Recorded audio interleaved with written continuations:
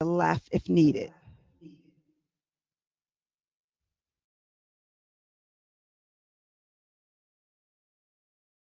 We appreciate your patience as we're working with our online community as well.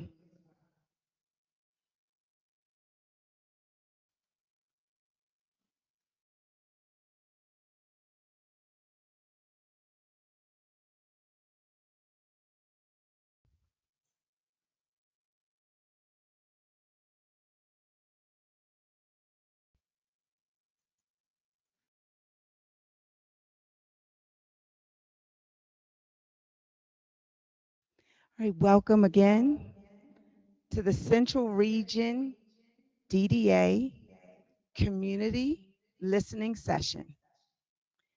We want you to know that we have ASL interpretation, so it might be a slight lag, particularly for people in the room, but just know we want to make sure that everyone can hear within our online and in-person community. So thank you very much. We have a couple of housekeeping tips.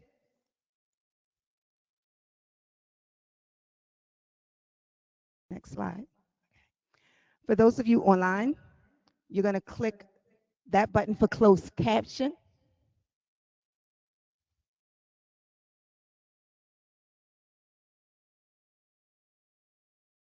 Click in the middle for the mic and camera are turned off.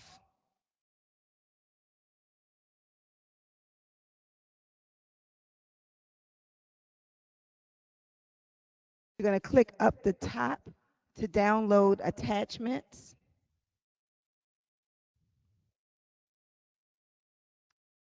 You're going to click to post a comment.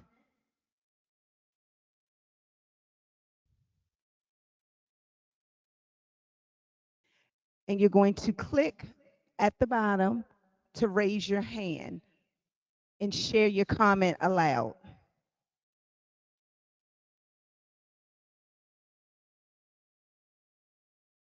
Due to the nature of our listening sessions, we want everyone to have free expressions. So we just want to let you know that uncivil behavior, disruptive actions, and abusive language will not be tolerated.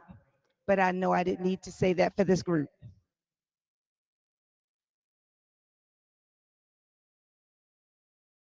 Next slide. Each person will have 2 minutes to share. We're asking for one voice at a time. We want to ensure that people in the room and people in our online community are able to hear. And we know that we're going to listen and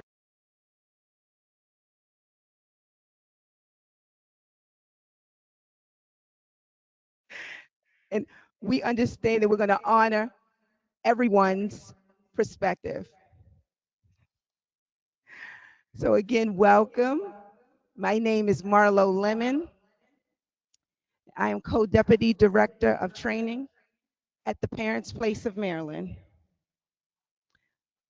Today, I would like to introduce Deputy Secretary Marlena R. Hutchison. Thank you.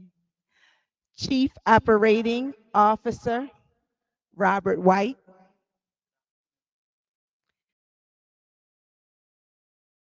Chief of Staff for DDA, Allison Wall.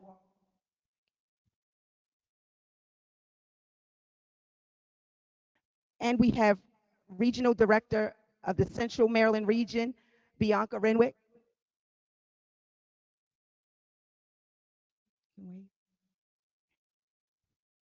Thank you so much. On Monday, October the 6th, the DDA operated Medicaid waiver amendment for community pathways begin. The DDA has developed a dedicated web page titled 2025 Waiver Changes and You, when you can, which you can find featured on the DDA homepage. This dedicated page includes guidance and links to recent webinars on the amendment. In addition, a waiver change and you. Frequently asked questions, the document, and has been added to address some questions the DDA has received this week.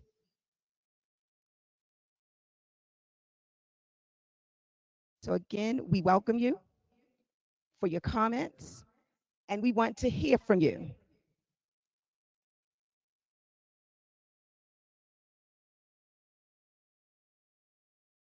The first question that we would like your feedback on: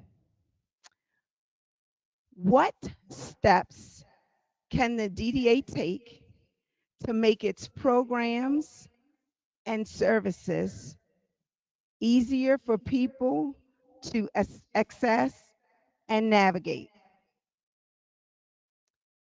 We'll take questions we'll take comments from in person, and then we'll go to our online audience.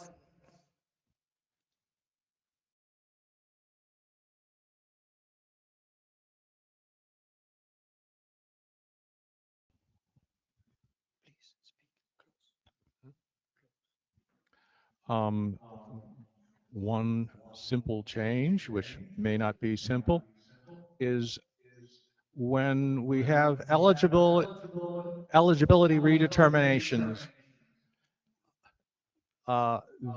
there's a case manager that appears on the form with a phone number. Over about 10 years, I have never been able to reach a case manager at the phone number listed, and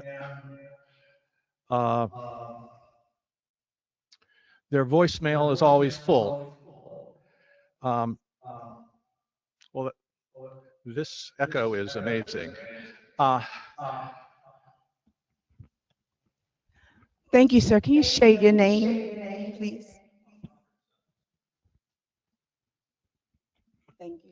I'm Joan Warren, and I'd like to also echo what the gentleman just said. I have tried numerous times since 2019 just to get a simple corrected name. Could not do that for 5 years. It took forever to try and get this just simple change done. I have received numerous notices almost every single year. This was the first year that I did not, in fact, receive a notice stating that my paperwork was not received. And yet, it had been not only filed, sent certified mail, and uploaded into the Maryland Think system, it was still being denied as of last year that it had been received. I could not contact anyone. The only way I was able to stop these letters that stated that September 30th, and the last letter I received was the 28th, that my daughter's was going to be discontinued, was through the constituency office, who actually investigated, got back to me and said, yes, we could find it in the MD Think and we could find it in the other areas. So I'm in agreement. Case managers are not listed. They do not answer phones. And the gentleman mentioned voicemail. Most of them don't even have voicemail. So I have always questioned, why do we even have a case manager if they're going to do nothing for us? Thank you. Again, I do apologize for the echo. Last week when we had a session, our virtual audience, it was a hard time hearing. So now we want to make sure that everyone's able to hear. So thank you so much. We had a question behind you.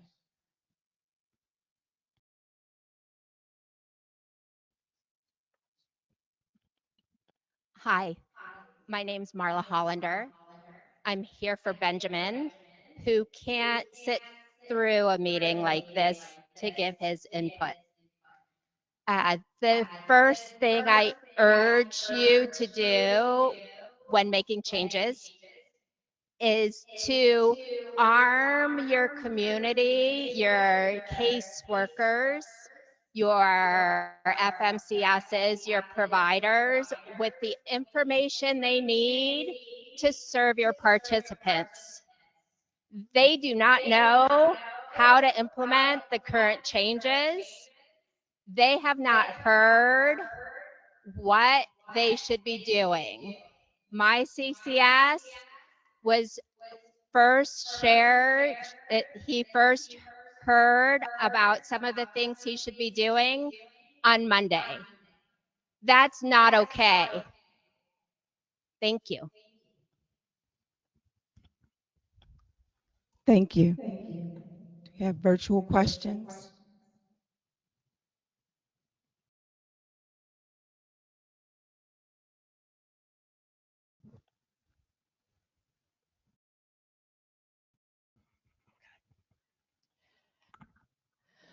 So I wanted to also mention the policy implementation processes, because what I've seen consistently over the past several years is that policies come out from the DDA, and yet you do not follow a regular implementation process whereby you write a policy, you go ahead and ensure processes are in place, which ensures such as the FMSs knowing what they're going to be doing with the IFDGS receipts that they are now in charge of paying.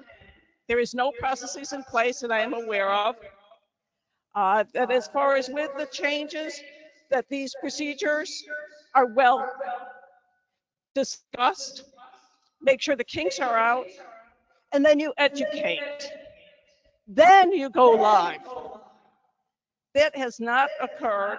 So what has consistently happened is that the DDA, like last year, had to go back and change that policy numerous times because there were errors, there were problems, and it was poor implementation planning. I see this again with this latest. And the last thing I mentioned is with the IFDGS, you are now requiring that that is approved after the PCP and the budget is approved. So we will have to cancel all IFDGS that my daughter is receiving for months to ensure that it is approved. And if it's denied, then I could have gone ahead and done some other planning. That should be done simultaneously with the PCP and the budget at time of submission. And we should also be given an opportunity to be able to have reconsideration. I will mention just off the record that, for the central office, that they did not respond to a reconsideration that has gone back in from January. Thank you. We have a virtual question. Hi, can you hear me? I think you can because there's an echo. Um, my name is Nimi Swada. I am a support broker and director of operations for Choice and Control Inc. for the central and eastern regions of Maryland. I mentioned this in the last community meeting, but it is now, after the implementation date for the policy changes and for the waiver changes. And to be honest, we've been waiting since before last October for the manual to be translated into other languages. Maryland has a very large immigrant population. I work with a number of, personally, and within our support broker group, we work with a number of people who, primarily speak Spanish. I work with a number of people who primarily speak Korean. And so I did see that there was a survey sent out with a Spanish translation option on the bottom. But the thing is that when surveys are sent out with that option, but none of the other information is, there's no way to answer a survey like that. If I don't know any of the other information, I don't know what I'm supposed to be answering about. So again, we've been waiting for over a year for the translations, for people to have language access, for, just the basic knowledge of their services and the changes. So yeah, my main comment is just about the language access and making sure that before anything is implemented, that you have it in formats and people can understand. Thank you. Thank you so much.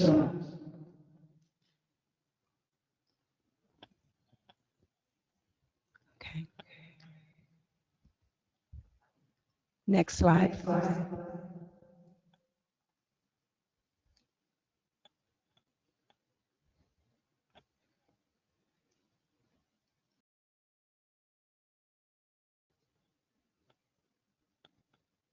The next question we would like your comment on: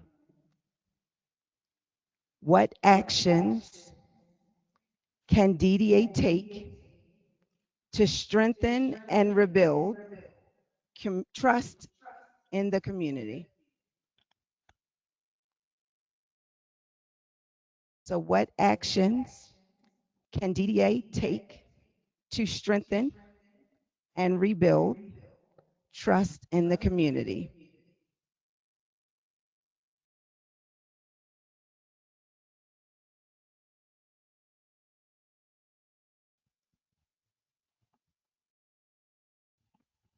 Thank you. My name is Lisa Dornell, mother of John Lightfoot Suggs, who lives with numerous disabilities and who depends on the DDA to make sure that he and his peers are adequately cared for.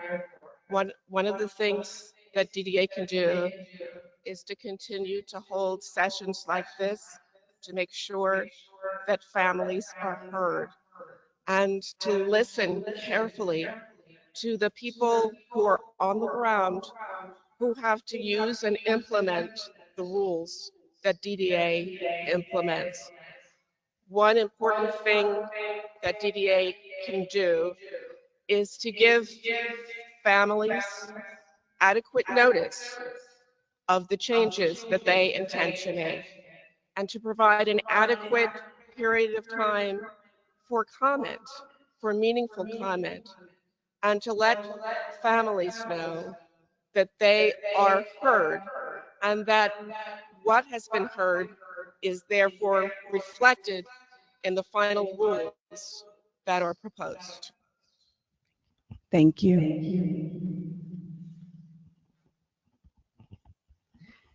Thank you for listening to us today. My name is Adrian Keeneman. Some of you may recognize my name. My daughter has been a long time recipient of waiver benefits.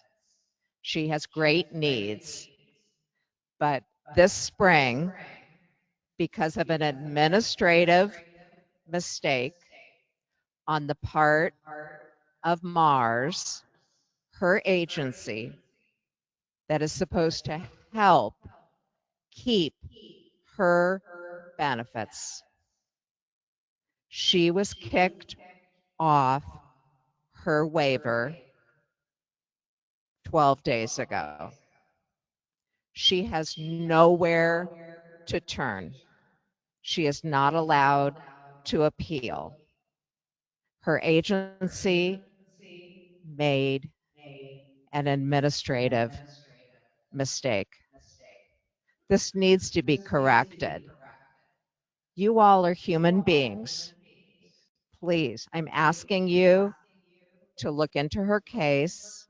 I've sent you emails. Her name is Cassandra Keeneman. Thank you. Thank you.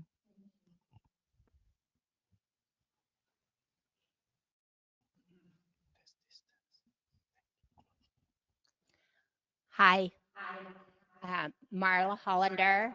I'm here for my son Benjamin, who has multiple disabilities and couldn't sit in a room like this to share. So, in answer to your question, having meetings like this is a first step, but it's not real, true, authentic stakeholder engagement. While I have the luxury of taking off in the middle of the day, most people don't. So the timing of these meetings do not enable the whole community to share. Stakeholder engagement lacks the inclusivity in both language, culture, and ableism. You're providing one way for feedback through these meetings and through some of the surveys you've been doing.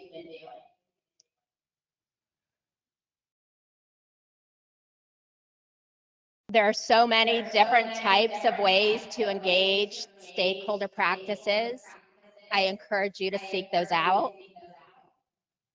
And in addition to that, providing transparency back to those stakeholders, showing that you didn't just hear it, but you listened, incorporated, and acted, and shared the results and the rationale of those results based on the feedback for the good of the community. Now, I have to say I'm grateful, as is my son, for the services that we receive, and thankful to DDA for working to provide supports for everyone, but we can do better making sure that the needs are met and the processes are inclusive and make it easy to engage. Thank you.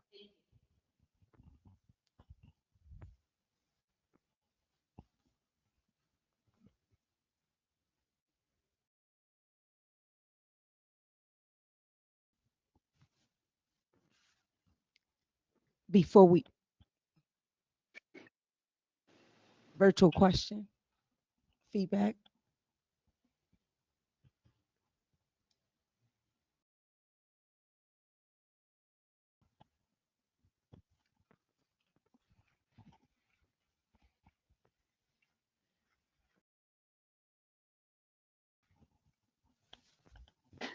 This is Jacqueline Golden. My son is Joshua Golden.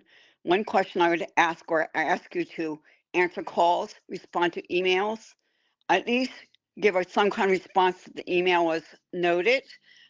Give us an estimated timeline when you would get back to us on with an answer or possible contact for us to follow up with. I feel like never before have we been isolated from DDA as we have been the last several years. We've been dealing with DDA for decades, yet I have never felt so left out. I would encourage DDA to actually improve personal communications when people have real issues, and I don't think this is happening. That's it. Thank you for my comment.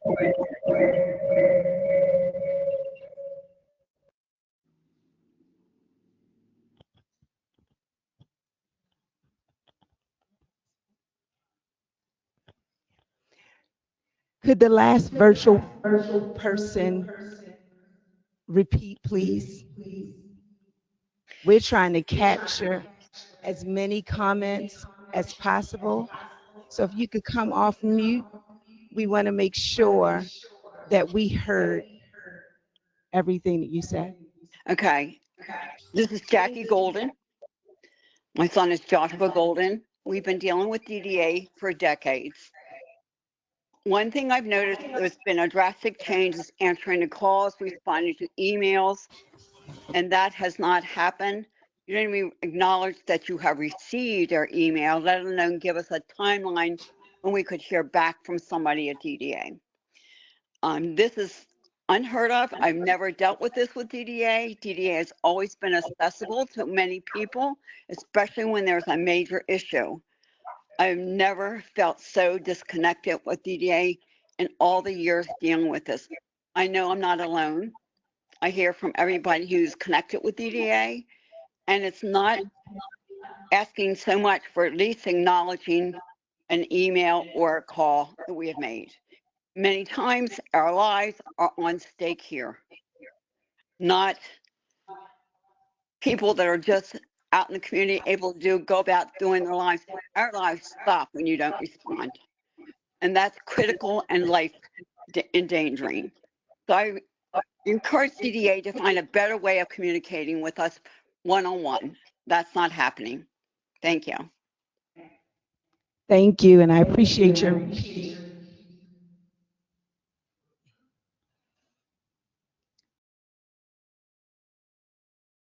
We will give another minute. I have a The comment. question. Go ahead.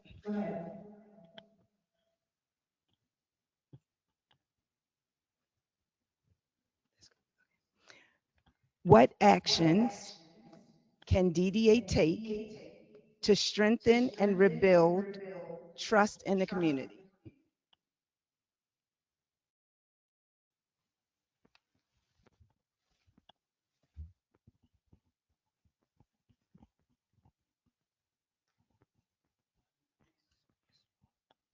My name is Brett Lundeen.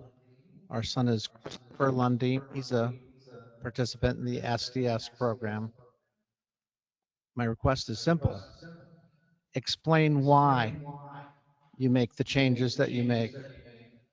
After getting feedback, stakeholders on the waiver, on the handbook, on other items, we never hear why you decide to make the changes that are detrimental or make it more difficult to the participants to access the services that are listed and supposedly available. That's number one. Thank you. Thank you.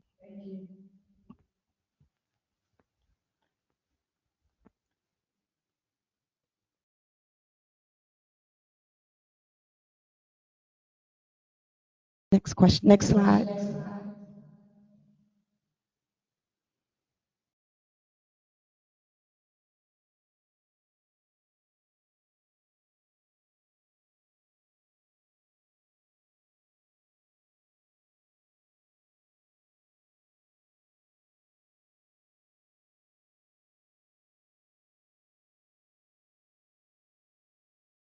Communication and information sharing. DDA has heard that the amount of information being shared can sometimes feel overwhelming.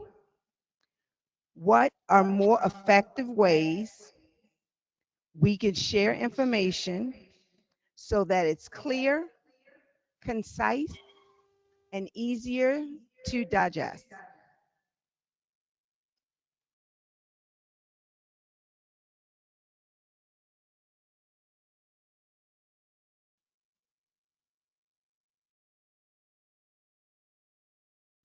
Could I speak?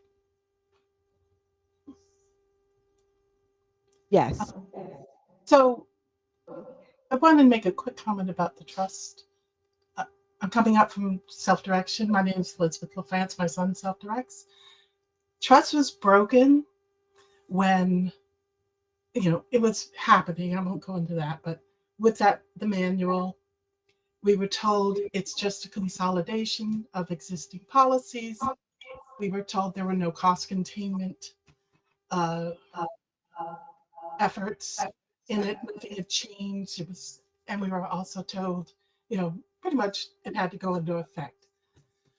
There had been a series of changes to self-direction. So in the year ahead that were in the policy and were but had not been announced until the self-direction manual came out.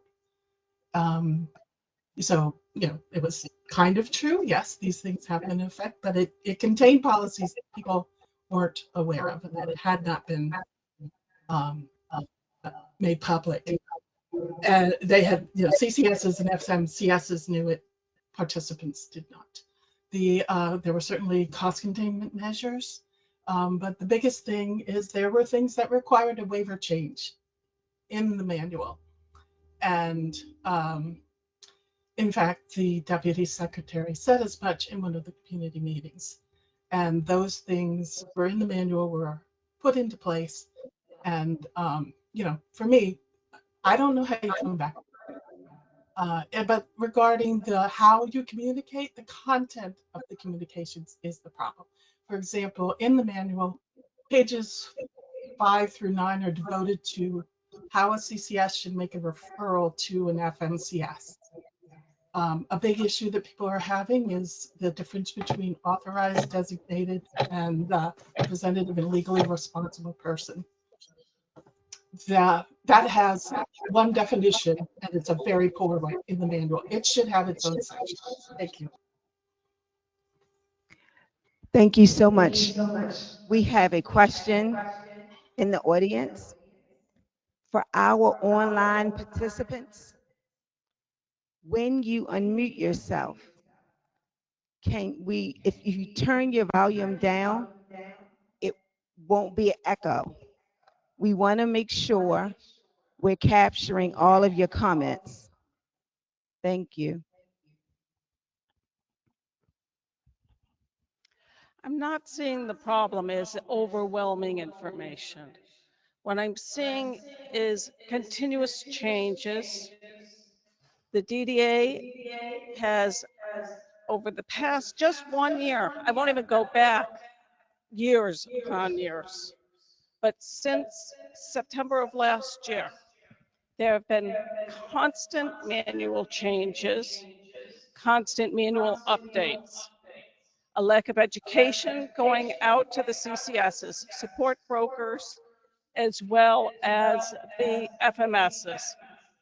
I have done the support broker training, even though I am a parent, just to make sure that I understand what's taking place. And I have found that support broker training is very broad. It does not go into specifics. That's the same with the FMSs that lack clarity, like I mentioned already. So I think the problems are not so much is the information overwhelming. You need to make changes, ensure that the people are well educated about it before you go ahead with an implementation. I think at this point, you also have oftentimes asked about where we stand, and as many people have addressed, our voices are not heard. I hear a lot of times that you're so empathetic with direct support providers and how you support them so much, but you are more than willing to take pay from them. So I think there is a lack of trust. I think that when changes are made, they do need to be clarified as to the rationale. And if it's because you're trying to do budget cuts, then be upfront about it. And as much as I appreciate people thanking the DDA, I am a taxpayer. You work for us. These are our taxes that have been paid into the system to ensure that the vulnerable populations are cared for, of which I have a child that is one.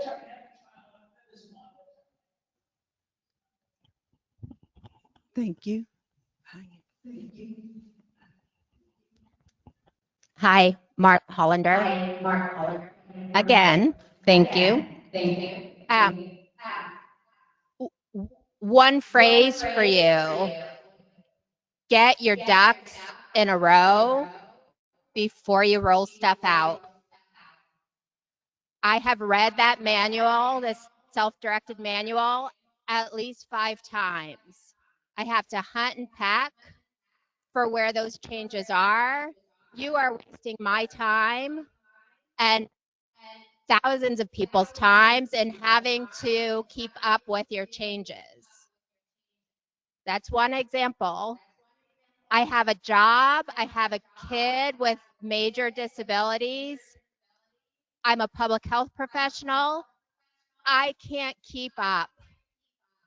And so I implore you, before you roll out things, make sure they're working. Like the mics in this room, like the mics from the last call. You should have tested the technology. It should be working. You are our state public health professionals. We can do better. Thank you.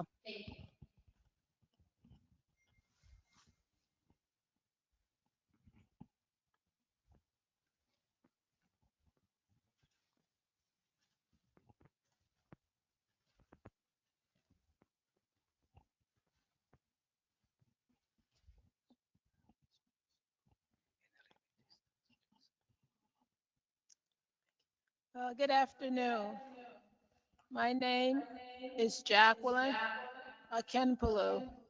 My son, Adishola, has been in self-directed services since 2018. One of the concerns that I would echo is the amount of effort required to keep up with all the changes and regulations associated with self-direction.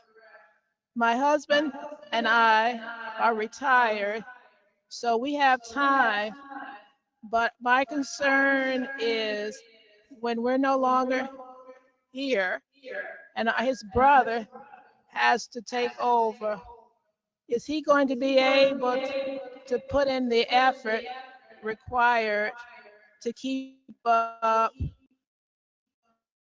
with everything that's happening?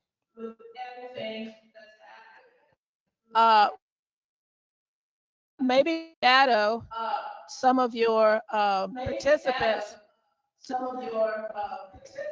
to understand what what people are what people are doing in order to manage the service and the amount of effort and time that's required.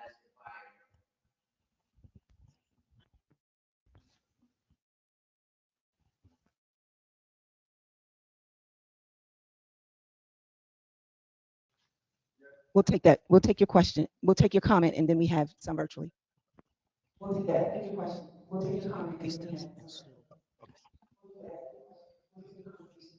All right, hello, my name is Ricky Coley, and I'm a support broker, and I'm a support broker, and I've been a support broker for the last 20 years, and I've seen a lot of changes in myself.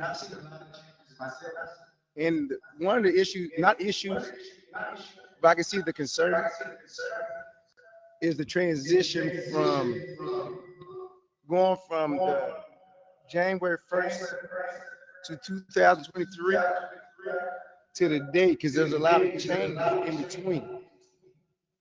So a lot of families are not caught up with that. So there's a lot of confusion. And like the other parent was saying, it's not really transparent.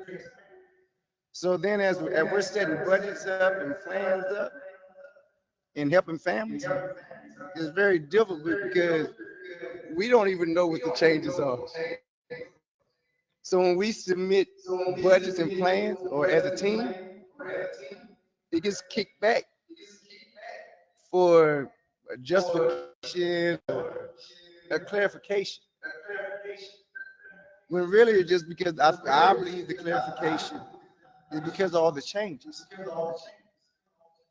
And then when I go on as even as a support broker, is doing it for 20 years, there's a lot of changes.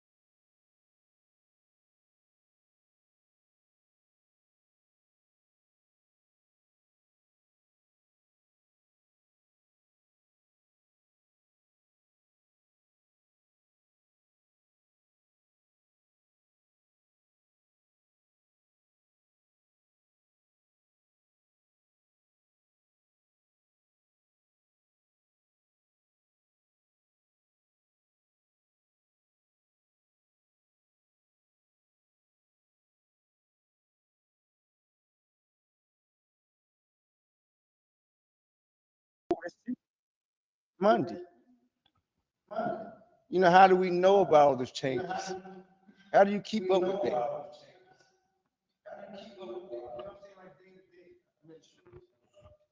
You know what I'm saying? Them people They unmuted me, but then I can't talk. have in the spot. Hello? I'm just saying there should be more transparency. He has a support group. He's trying to support the families. I can understand.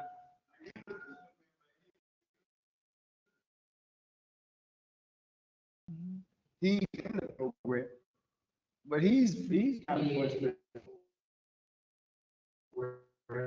Yeah, he's got a few.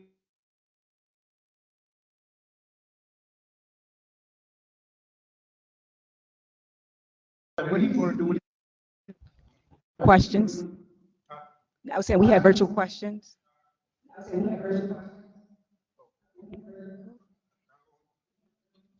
Can you hear me?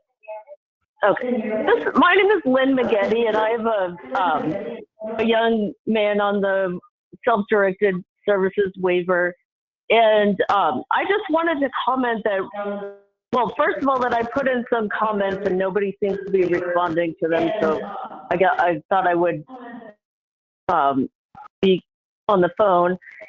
Just basically that your easy to read guides are not written in plain language nor at an appropriate level. It would be helpful to have a literacy expert revise it for lower literacy levels and actually make it easy to read and understand for everyone. And then it would also be very helpful to have videos or kind of like easy to understand videos for people who are non-reading. And then also it would be helpful to get the questions in advance. For example, someone who uses a communication device would never be able to respond to any of your questions because they would need time to kind of consider and program into their communication device a response. And 2 minutes is certainly not enough time for that. Thank you.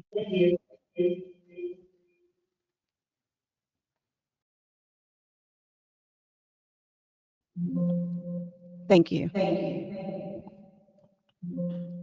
Hi, my name is Tess. I'm going to try to lower my volume. 1 second. If that's any better, I don't know. Can you hear me?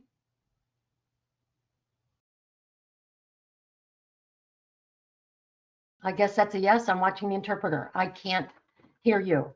So my question, my answers, my comments have to do with many of the comments already mentioned, and that is rebuilding trust with your stakeholders, those of us who are family. My son has been a self-directed participant since 2014, and I have only experienced this kind of intensity and stress from the DDA for the past 2 or 3 years. Prior to that, the regional office was very receptive, very helpful. My CCS was informed, my support broker also informed, but in the last 3 years, the choice that DDA made to make unilateral decisions to cross the employer authority boundary and reduce wages without proper information and communication from them down to the FMCS, through the CCS or the support broker, all the way to the staff, just in one blow, their money was taken away. That killed the trust level right there for me.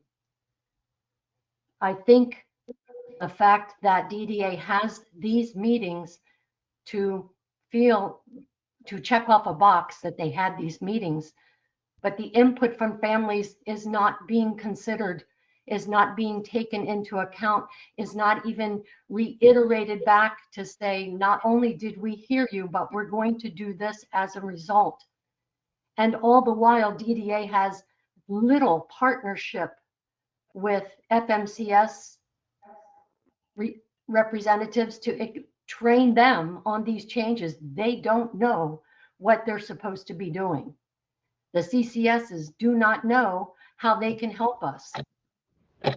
We're floundering because of these unilateral changes a DDA made in isolation. And that is what, in my opinion, ruined the trust level. I hope we can restore that with transparency and better methods of communication in the future. Thank you. Thank you very much. Looks like we have one more virtual feedback.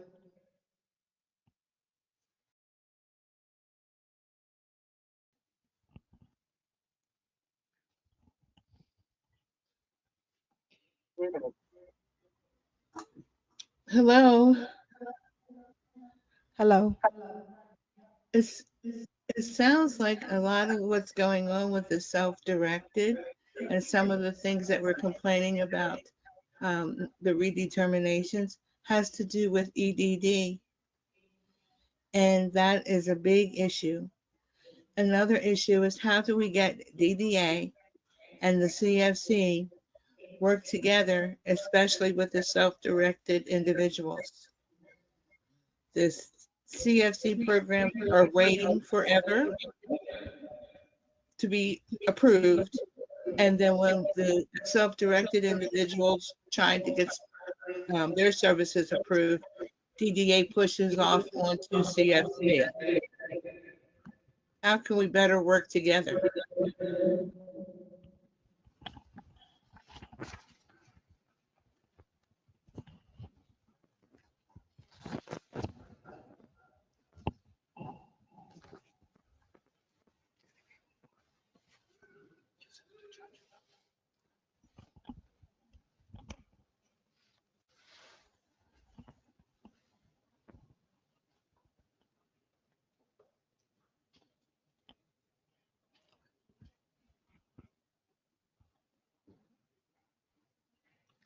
Okay, let's go to our next slide.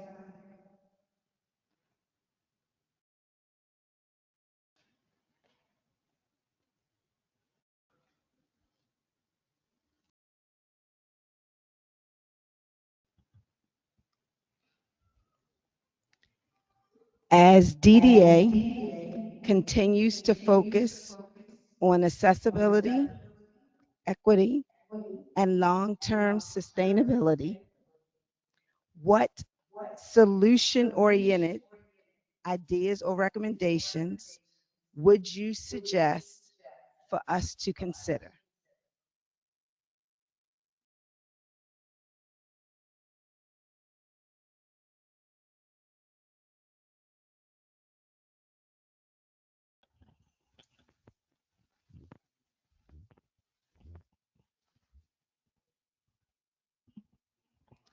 Lisa Dornell again.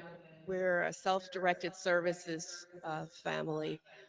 I just want to comment on some of the topics that have been presented to us for consideration. I hope that you would consider fielding written questions from families so that we can express more clearly the questions that we have and the concerns that we have. I want to turn back to some of the other comments that people have made. And one of the themes is that a lot of times we don't understand why changes have been made.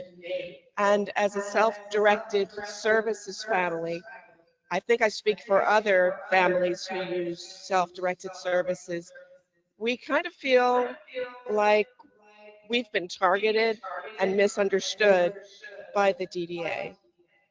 We're trying to do our best to adhere to all of the rules. We're trying to do our best for our loved ones. And when rules are changed, seemingly on the fly without consideration to the needs of families, it's really discouraging. A specific example is the new rule limiting the yes, the day-to-day administrator hours.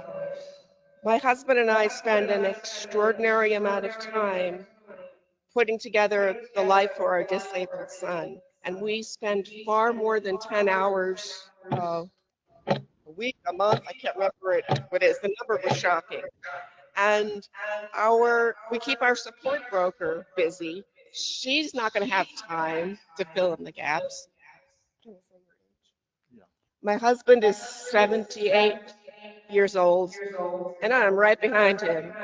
And when we are gone, a grave concern is who's going to be available to fill in for the support that we provide. And our hope was that the day-to-day administrator would be able to fill that role. But the arbitrary limitations that have been imposed on that function leave us with the impression that people who are making the rules really don't have a firm understanding of what families are dealing with on the ground. So I endorse the suggestion that, hey, y'all can come walk a mile in our shoes. And if we don't come back, we'll understand because it's hard. Thank you so much.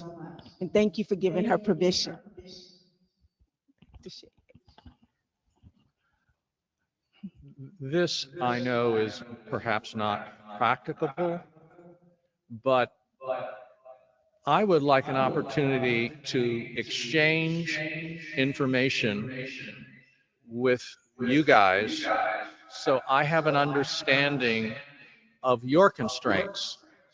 You have internal budgets that constrain how responsive your internal systems can be. I know you have legacy software that you have to deal with and creates problems. And we have no understanding of your constraints. It just comes down the pipe, these changes or these dysfunctions. I have, as an example of a dysfunction, every year there's an eligibility redetermination. I get a bunch of codes to file electronically. None of the codes ever work. So I'm 78, so analog is fine. Certified mail, return receipt requested, and it still comes back, oh, you didn't file. But fortunately, I've been around long enough so I know return receipt, certified mail. And I don't know why that happens. And maybe it's because you can't hire staff because you're trying to use the funds to support participants. Okay, that's a choice that makes sense. I don't know if I'd make the same choice in your shoes. I have no information, but it would be useful if we had a perspective from the administrative bureaucratic perspective. Because I know bureaucracy is difficult. Thank you. And then there. Oh, sorry.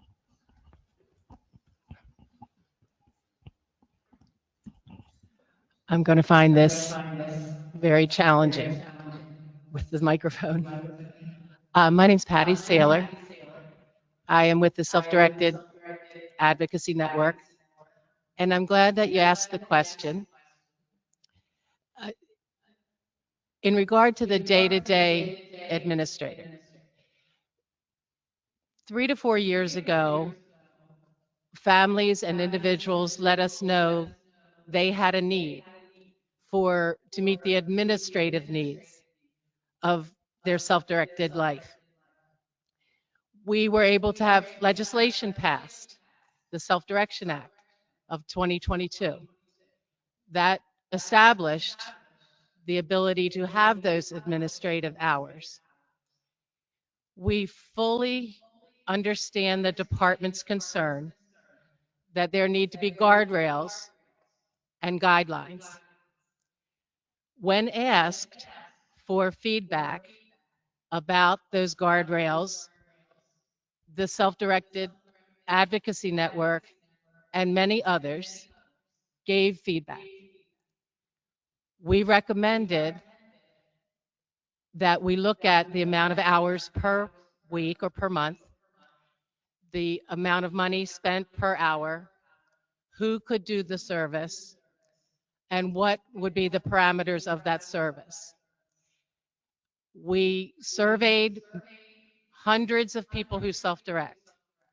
We provided that feedback to the state. And what the department did was to undercut that service so badly, it is back to an assessed need. The changes made against all our advice, our input, real life, in the comments given to about the waiver amendment, had no effect. What came out has rendered the day-to-day administrator service useless to the participant. I am asking on behalf of people who self-direct successfully that we relook at this. I think there has been, the pendulum has swung too far on that one service, and it leaves people in need. If we can relook at that and listen to what people say they need, and we apply guardrails so that regulations are met and costs are contained, we can find the middle ground. We're not there with this recent change. Thank you. Thank you. We have virtual feedback. And then I do see your hand up front.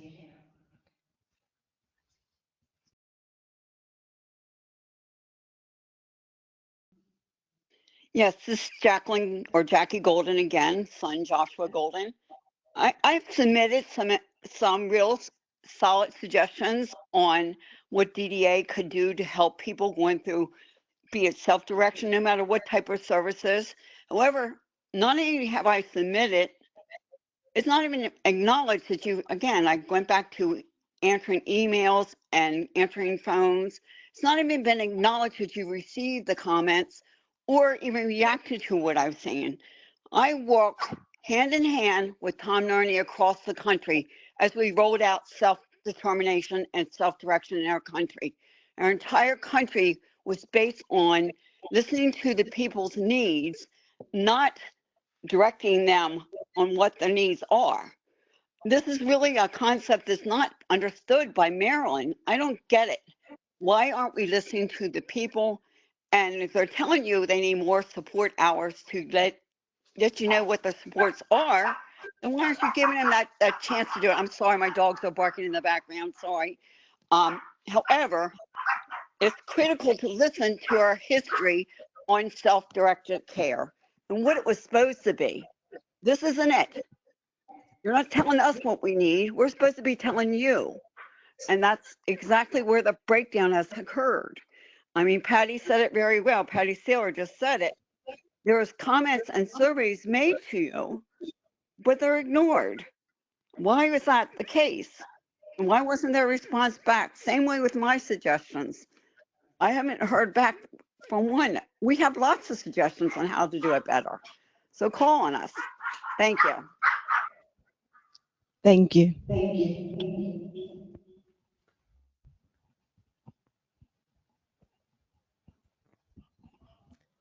Again, my name is Adrian Keeneman. I wanted to talk about communications because this is such a key issue between disabled people in Maryland and the DDA. Earlier this year, there was a snafu with my daughter's waiver benefits. So we worked with my daughter to try to contact the eligibility determination folks. They are unreachable. You cannot call them. You cannot email them and get a response. If they would talk to their stakeholders, you could iron out problems like the one that my daughter had, which was an administrative snafu. This administrative snafu caused my daughter to lose her waiver. She has nothing because she's lost her waiver because of an administrative snafu. We've tried to iron it out. We cannot reach the eligibility people. Thank you. Thank you.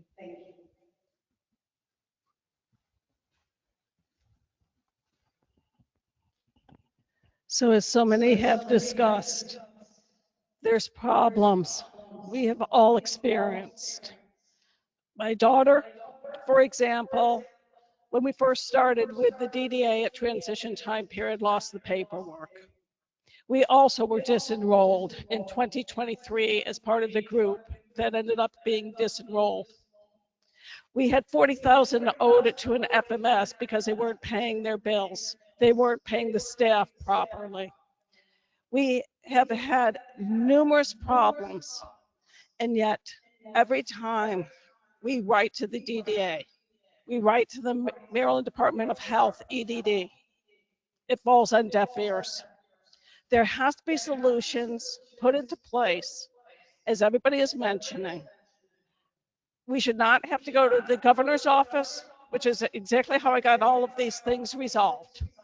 Has been between the governor's office, my state senators, such as Senator Zucker, excuse me. You know, at the time period, it was Delegate Lutke's office. I have now recently used, you know, my Howard County delegates, as well as good, you know, our Senator Gazone. I should not have to use them. I should not have to use constituents. I should be able to call somebody. So you need to put people in place that are culturally appropriate. That by that I mean that they are responsive. They're not rude. That they know how to communicate and know how to fix things and do it promptly. Right? You know, when my staff, they lost pay for over 6 weeks. I was begging the DDA to fix things. And yet here it is now, the federal government is shut down and everybody's very caring. Nobody cared about my providers. No one. I had to give them checks out of my checkbook to ensure that they could pay mortgages. That should not happen. So you need to put processes in place. Every regional office should have somebody who responds. I have dealt too often with the regional offices between Montgomery County and now Howard County, and neither is different. There's a lack of accountability, lack of communication, things fall on deaf ears. And I'm told to go back to my FMS and fix it. Thank you. Virtual.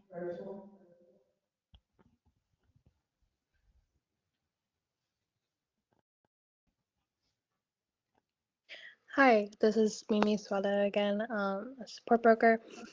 I want to again echo, like from a support worker's perspective, the lack of communication and lack of, I think, teamwork maybe that is happening between DDA and EDD, especially regarding people who are beginning services and or transitioning from traditional to self-directed services.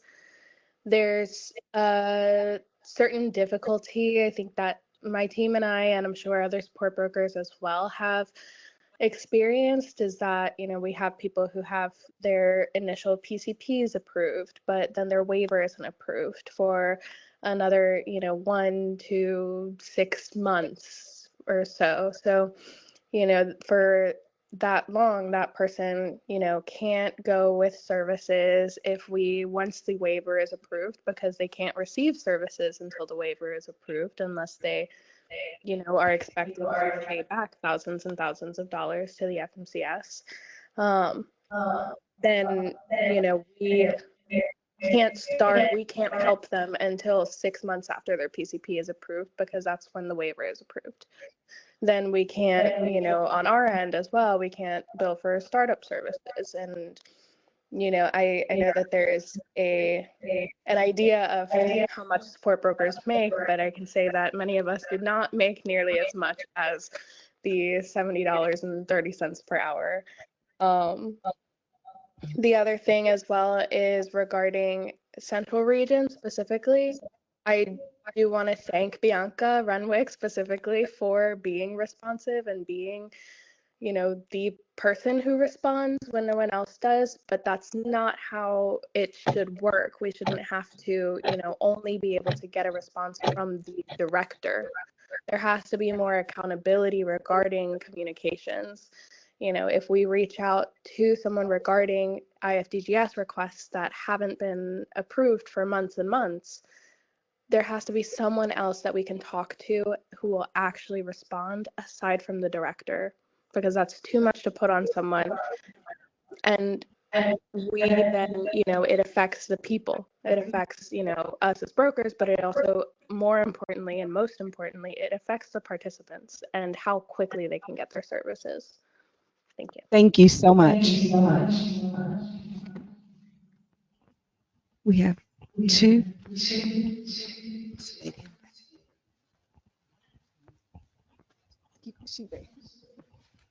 And then we'll come back up to you. You know, I think I'll just use my voice so it doesn't. Is that okay? Um, my name is Mary Lou. My family, we are not so. All right, so we were a little bit late coming to this meeting, and everything we have heard now has been self-directed. We work with an agency in Montgomery County. The only reason we came here is just to say that many of our fellow families had trouble with the redetermination paperwork. We had some trouble. We got it corrected, but you know, if there's anything like you could do to assist improvements in the submission of the redetermined page workers.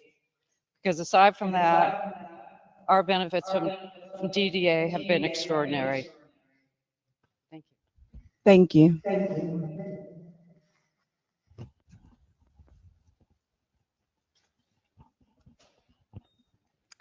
Hello, Marla Hollander.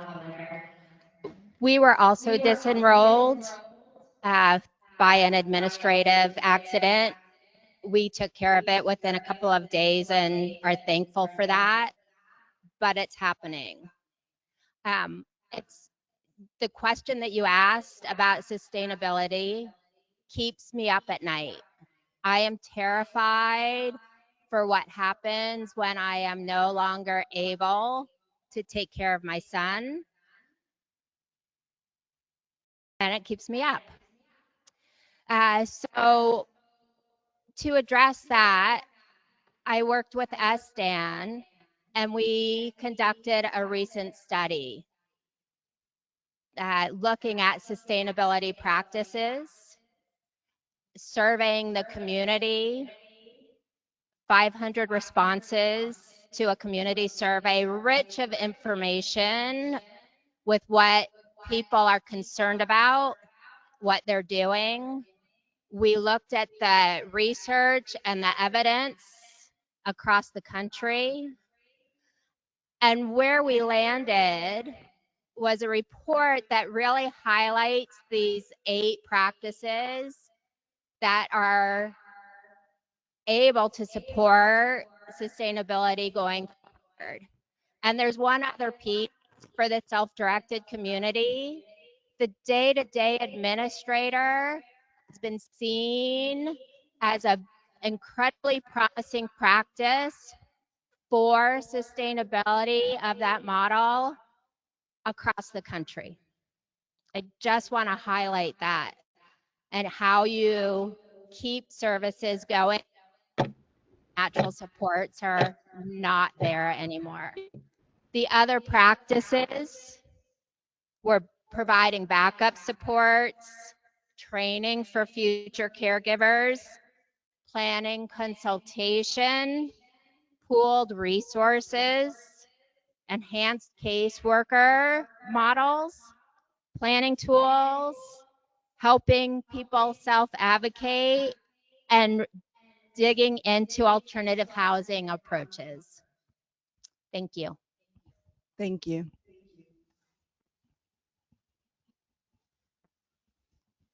Some of you came in, I know, after the first question for feedback came up. So we're going to go back to that question since we have time. But I would like to thank everyone who is in this audience. I know it's been difficult to hear, but I think feedback from online today, they can hear better. So we're going to get better as we continue to work on these listening sessions. We really, after the first session, it was hard to hear online.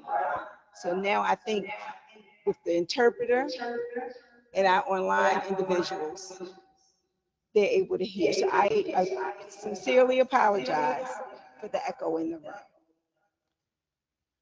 The very first question, because I know some of you came in after, that we asked for feedback on was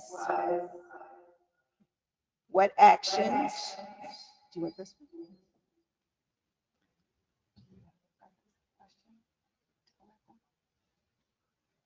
The one, that's what I'm saying. What actions can DDA take to strengthen and rebuild trust in the community? What actions can DDA take to strengthen and rebuild trust in the community?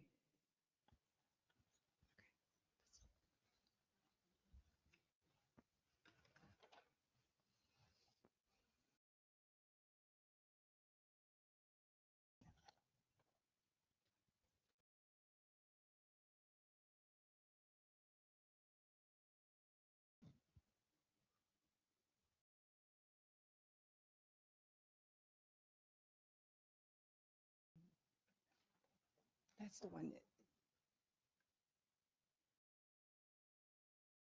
So it's what steps can DDA take to make its programs and services easier for people to access and navigate?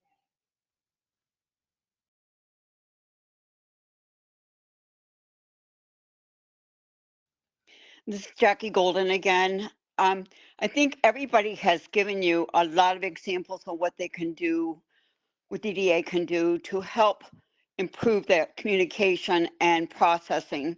I think a lot of it is communication, education, better timelines to educate people that are serving our individuals with disabilities. I think the most important thing DDA doesn't realize is our lives are lived like this 24/7. You go home at night, you can forget your jobs. I know a lot of you don't forget your jobs because I know you're really busy. However, we're busy 24/7. We don't have a weekend, we don't have vacations, we don't have time to rethink what we're going to do when our staff aren't eligible or our staff are lost or our individuals are disenrolled. We don't have time. So communication and accessibility to the people that you serve is critical. I mean, I don't see it happen. It used to be massive webinars, community meetings that were sitting at DDA's table on a regular basis, not once a year.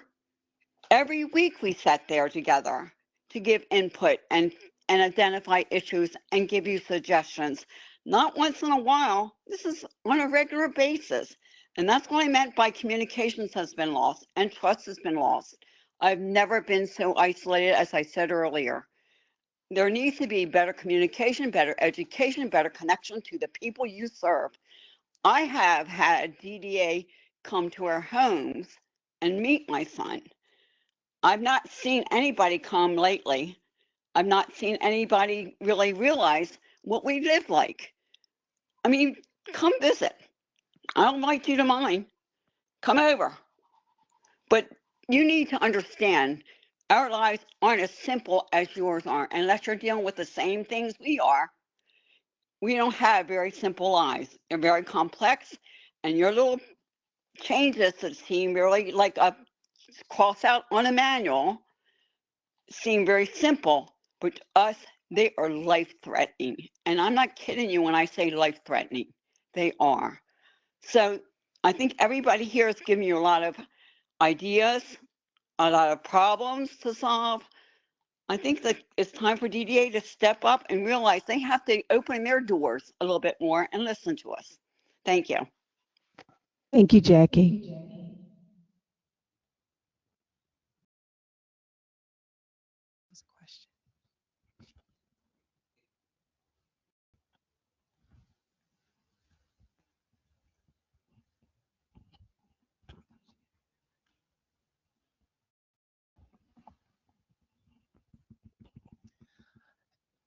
You know, I feel like I've said things and we have a great relationship and I've said things often to you. My name is Patty Saylor with the Self-Directed Advocacy Network.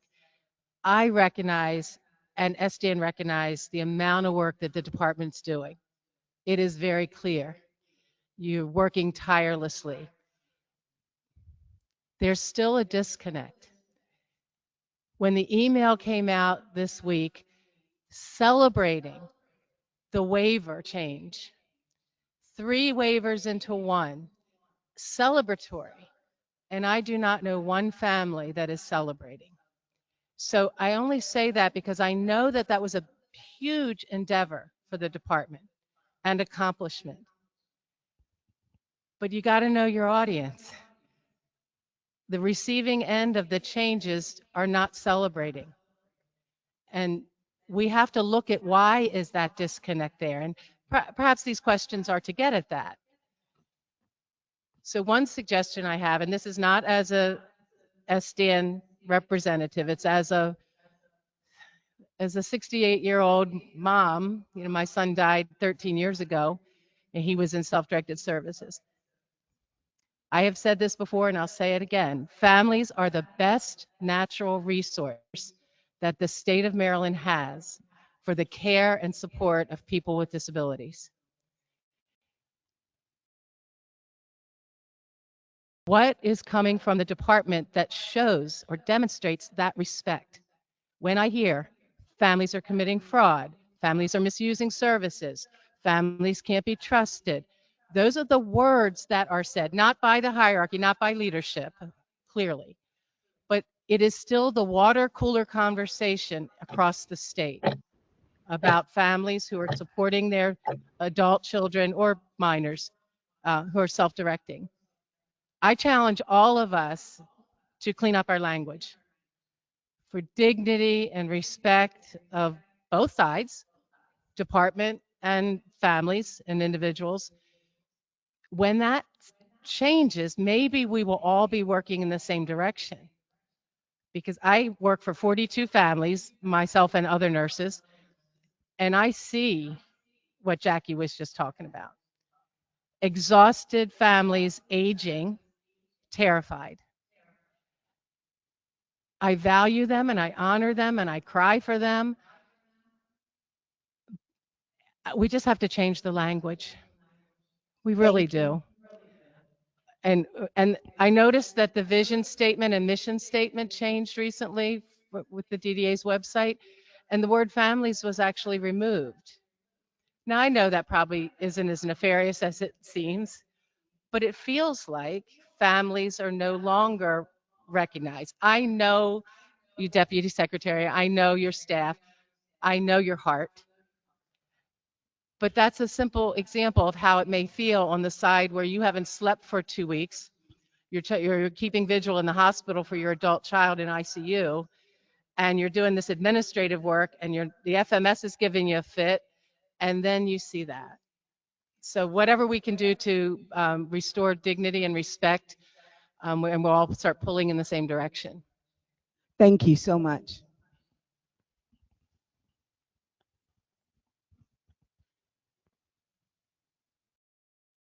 Any?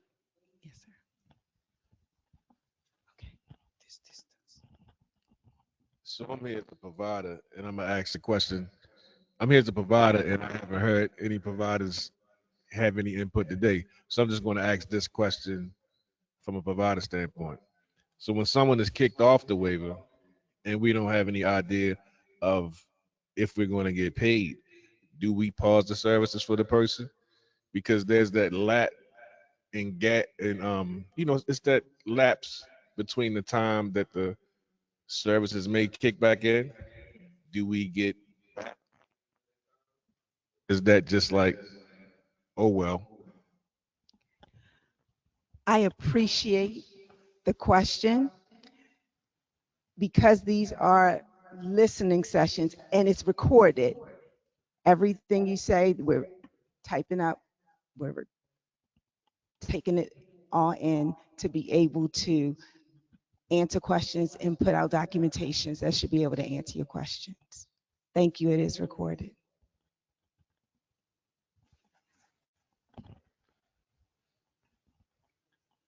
Yes. Blue.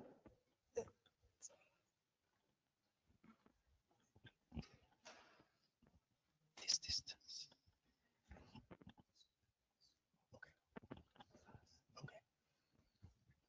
Like I said, my name is Ricky Coley, and my position is a support broker. And I want to commend DDA because a lot of changes I see that is going on is really beneficial. It's just that, like you said, the communication. I see the changes. I see the benefits. I see the challenges. I see like what Miss Saylor was saying. I'm very familiar with Miss Saylor. I can understand some of the families. There's been conflicts with fraud and stuff like that. But I think what I'm seeing is like everybody's experiencing from like, one bad apple spins the whole bunch. And that seems like a lot of families are suffering because of bad other situations. And I don't think it's fair for other families. It should be selected. It should be if I want to. The question was I think it was if we could help DDA, is to get a better understanding and not think everybody's doing the same exact thing. And I think it's like putting everybody in the same box. Not realizing self-direction when I started, it's been 20 years ago, is really the individual, like this young man right here, he would have to come to the self-direction. He would have to go through the training to be able to understand what self-direction was about. So a lot of now with COVID, you got people that's nonverbal. So it's very broad for fraud. But I don't know how to stop that from happening or helping DDA to stop that because I think that's the issue. Because you're trying to protect that. You all have responsibilities with Medicaid Everybody got to justify the funding and stuff like that. So y'all are going through the same situation. What is us justifying? So I can understand it, but how do we stop that? How do we protect the families that are doing the right things compared to the families not that are doing the wrong things? Why are the good families suffering for the people that are doing not the correct things? And I'm not saying that everybody's doing that. I'm just saying I think that communication needs it should be not in one box. Self-direction should be individualized. Like now we see the budgets. You know, everything before, you never had to have a schedule. Now you got to have a schedule. Before your self-direction was an individual just didn't want to be in a group home. They want to live at home, have their own life. I want to choose my life. Why would I have to give you my schedule? If I want to work, why do I do community development 7 o'clock to 3 o'clock in the afternoon? But what if I want to work in the evening? You know what I'm saying? What if I want to go to the club? You know, but I'm being real with you. I'm being honest Right. with you because these people got real lives. Yes. Everybody doesn't have a disability that doesn't have they can't be okay. Yes, sir. You know what I'm saying? He lives on his Mhm. own, but he needs DDA to support him through staff and things like that, communication. But he still has his own life. And I think the communication, I think everybody it shouldn't be in one box. It should go back, DDA should go back to self-direction because it was individually based at one time. Now Th- everybody's putting their, and that's my opinion. Thank you so much. The young lady behind him, did you have a question? Y- uh, No. I just wanted to make sure. At first, I thought you had your hand up.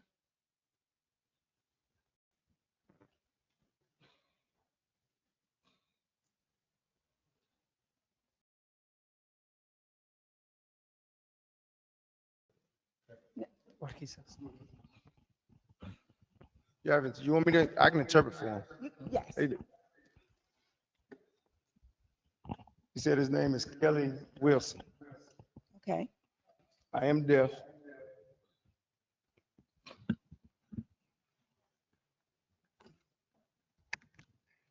He's saying like what he's communicating is that him being deaf and him being a part of the program with DDA, he's having issues with communication as well. So he's like hearing, deaf. They still have, the still services. But for him, how does he get the information for himself? Does he depend on you involved? He's involved with CSSD, but that's a provider. So he has to depend on the provider. But what about him being independent? Make his decision back to self-direction. How does he get that information himself? That's back to communication and back like him growing up and what he's saying. You was born. He was born here. He became deaf. Right? Yeah. He was saying like people learn ASL sign and it's different for them because ASL is not the same English. So like with him, his communication is very difficult. So how does he learn about the self-direction waiver? Why does he have to provide on it depend on a deaf organization? And how does he know if they're telling him the truth or not? How do they know if he's I don't know if y'all seen, but he's been talking to me the other day. And he's saying about money. It seems like the service is based off of money and not services no more. Who cares about money? But I know we can live. But he's saying that he needs the services before to make sure he. Thank you so much. Thank you. Thank, thank you. Okay. Thank you. And your question again will be captured. You want- it's going to- He's asking like with him being deaf and coming here, he wants other people to be able to communicate with him too as well. But that's some of his challenges that he has. And he don't DDA might not be able to do that but coming here, like up here, he had to ask for closed caption. You know what I'm saying? Because he can see it, but not to say like Okay. you know what I'm saying? Like I can do sign language. Yes. but sometimes it's not real clear. So him reading, Yes. right, he's depending on me to interpret. Well, if Thank he you had so closed caption much. up there, And yes. Thank you.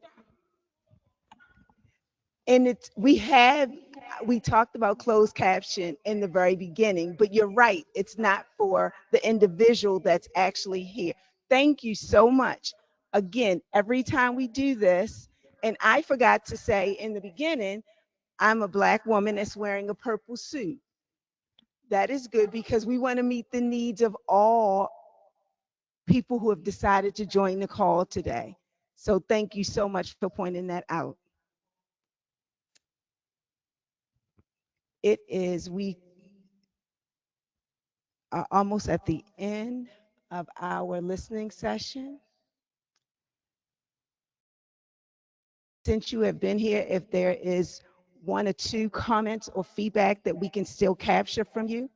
If not, we really truly want to thank each and every one of you online and in person for coming out, to providing your comments, to giving your feedback so that it can be taken back and processed through DDA, and you will get updated information. But know that everyone involved truly, truly want the inclusive,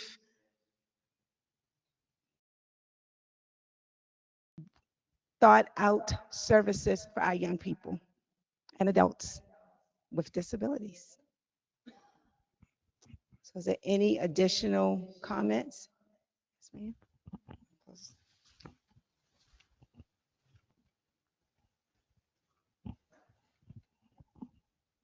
Hi, Patty Saylor again. Just two very tangible questions. One, as a nurse, I participated in the ePrep webinar last week. I'm getting tremendous amount of questions and confusion from nurses in the field. I'm going to recommend that there be an additional session for nurses to actually walk them through what they have to do. It's a bit more complicated than we were first led to believe. And I fear that the December 31st deadline is going to be a problem. So we can speak more specifically about that, or I can speak with Nova or Rhonda, but I think the nurses need more. I can't speak to the behavior folks. Second, we're seeing a lot of confusion among people, participants who self-direct regarding the authorized rep, designated rep, legal guardian, you know that the issue. And the FMCSs are beginning to put out information about that, and people are vastly confused. Not for lack of webinars and lack of information, it's just weedy. And we often see the misalignment of terms, or using two terms that aren't really the same.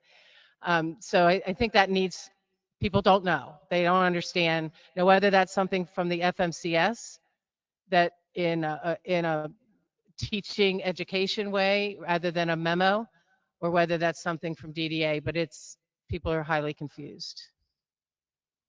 Thank you so much.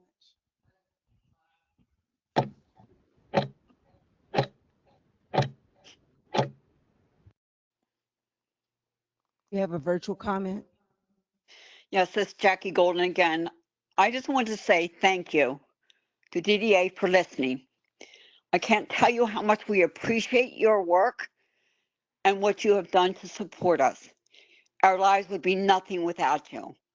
I just want you to know how much we do appreciate what you're doing and do appreciate your listening. It means the world to us. It means our lives. Thank you. Thank you, Jackie.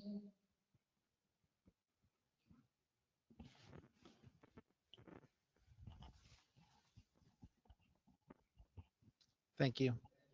Again, this is Brett Lundeen, and I want to thank the DDA and all the representatives for the listening sessions and the info sessions.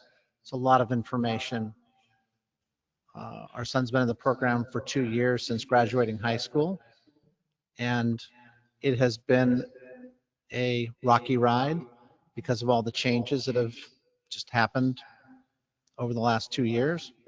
And so we've never seen the calm of a program that was in place running without change for a while. We've only seen the change.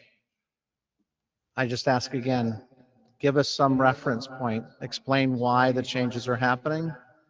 We want a sustainable program for our son and all of his friends that are in this program.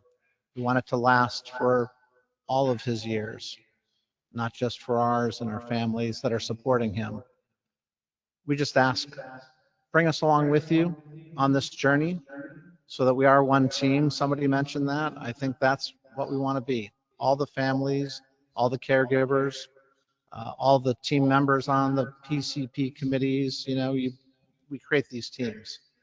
Just bring us along with you with understanding more than just a new handbook with red lines and some webinars explaining what is changing.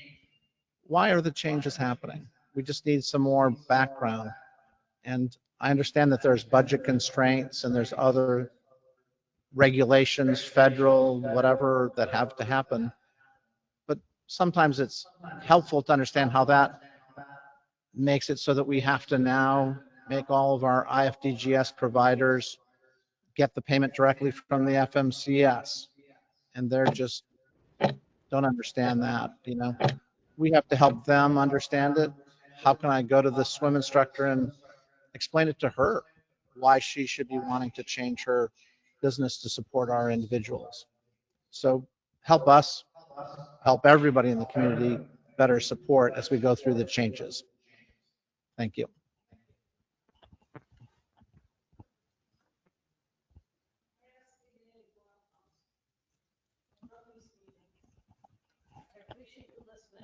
But I appreciate you listening, but I want outcomes.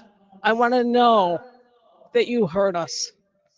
I want to know that actions are being taken, because I'm not ready to thank you yet. I am one of those that distrust. I need to see changes, and I need to see changes that are effective, that are working with us and making us feel like we don't have targets on our back right now, because I will tell you that the self-directed community feels that way.